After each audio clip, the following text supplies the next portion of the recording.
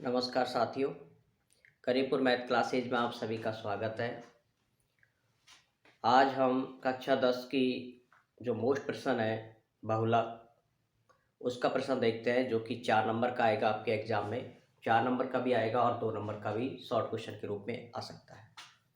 और 1 नंबर का जो प्रश्न है वो आपका शॉर्ट आएगा, जो सीधा आपसे बहुलक पूछेगा।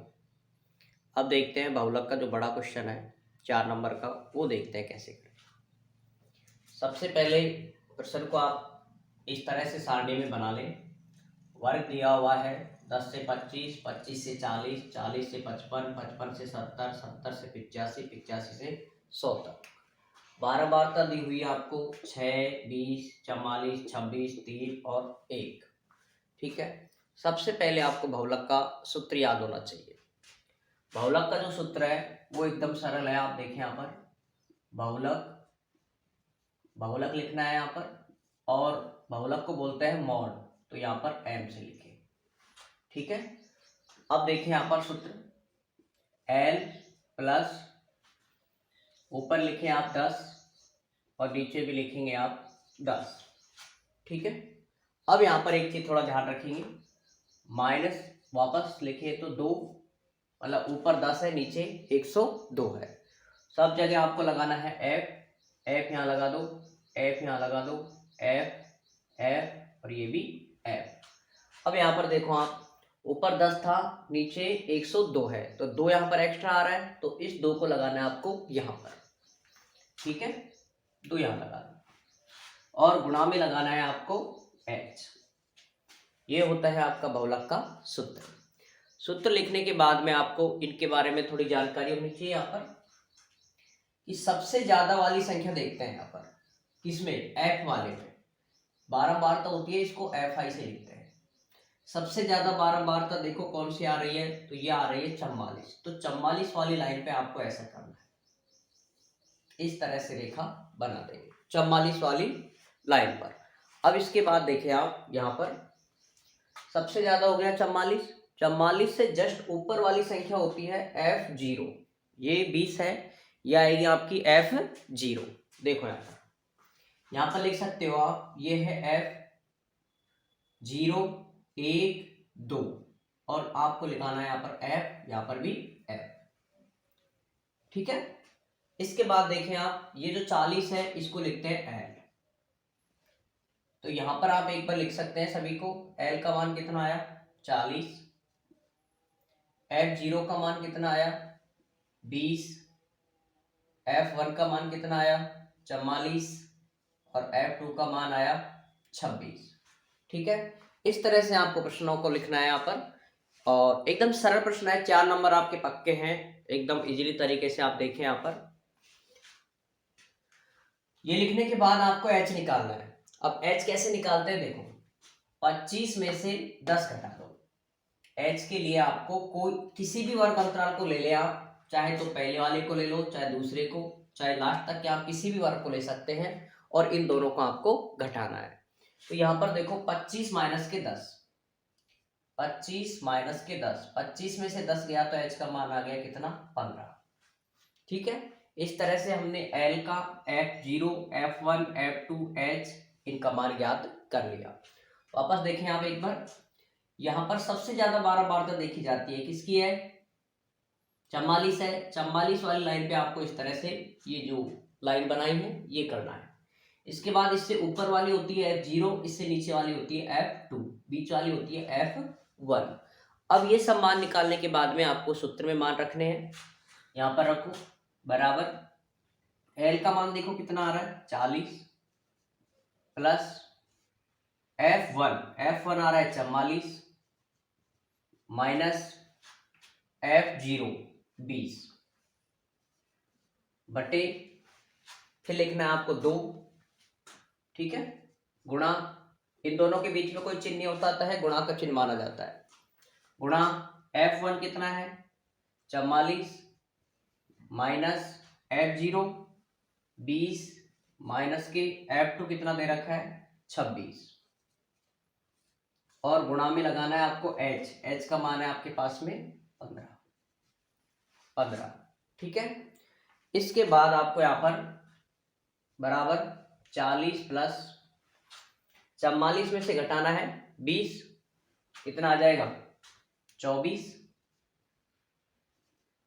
और इन दोनों को गुणा करेंगे आप, तो ये कार्य आपको सभी को रब कार्य में करना है कि 44 गुणा 2 करेंगे तो कितना आ जाएगा 88, 4 दूनी 8, 4 दूनी 8।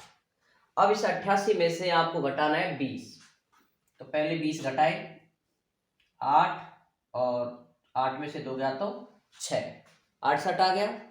इस 68 को में से भी आपको कितना घटाना है 26, तो 68 में से घटाएंगे आप 26, 8 में से 6 गया तो 2, 6 में से 2 गए तो 4, ये आ गया आपका 42। 42 यहाँ लिखना है गुणा करके 15, ठीक है।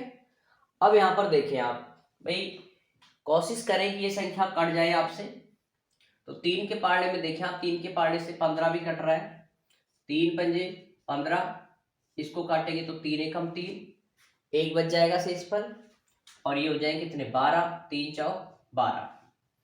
अब 2 से कट जाएगा, 2 सत्ते 14, 2 एकम 2, 2 दूनी 4, अब नहीं कट रहा है, तो इसको लिखेंगे आप बराबर 40 प्लस 12 गुणा 5, गुणा करके लिखें आप, 12 गुणा 5 करेंगे तो 12 पंजे 60 बटे 7, नीचे बचा है 7, वो आप लिख देंगे। ये आपको नहीं लिखना है, ये सिर्फ रब कार्य है, इसको आपको रब कार्य में करें आप।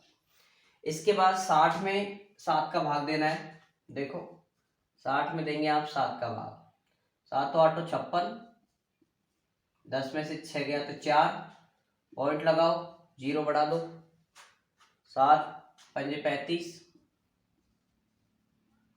बचेगा शेष पर 5, पॉइंट लग रही है तो 0 बढ़ जाएगी, 7 7 49, 1 बच जाएगा 0, 7 एकम 7, 3 बच जाएगा।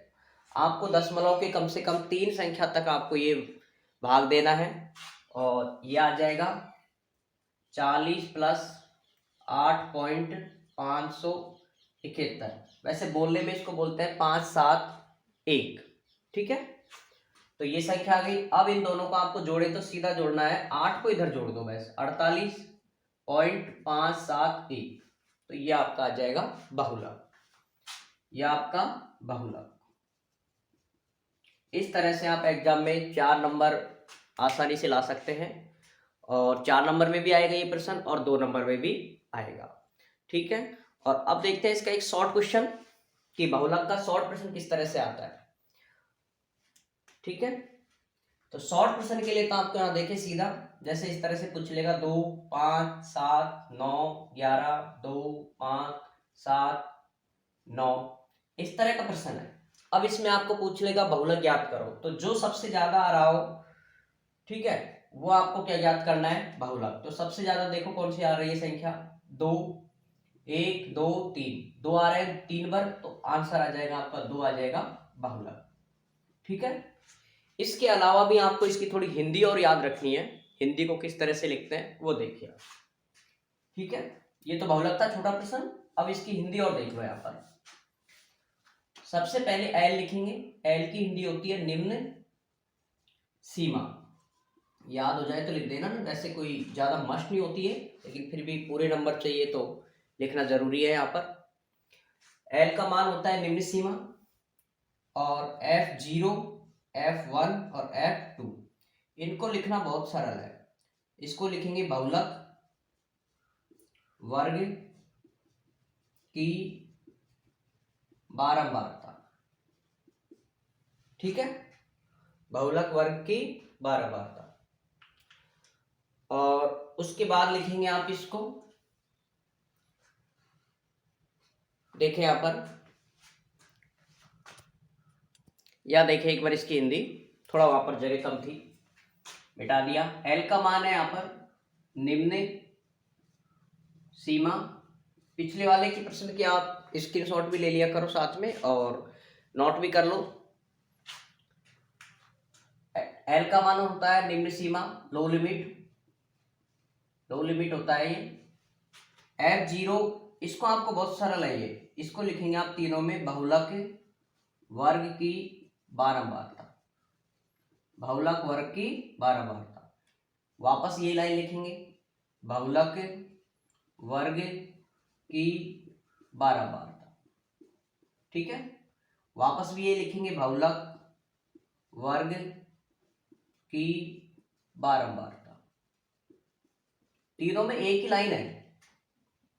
अब आपको यहां पर समझना है, ये देखो F0 इससे ऊपर है और F2 इसके नीचे है, तो F0 को लिखेंगे ठीक ऊपर की बारंबारता, ठीक ऊपर की बारंबारता, ठीक ऊपर की बारंबारता।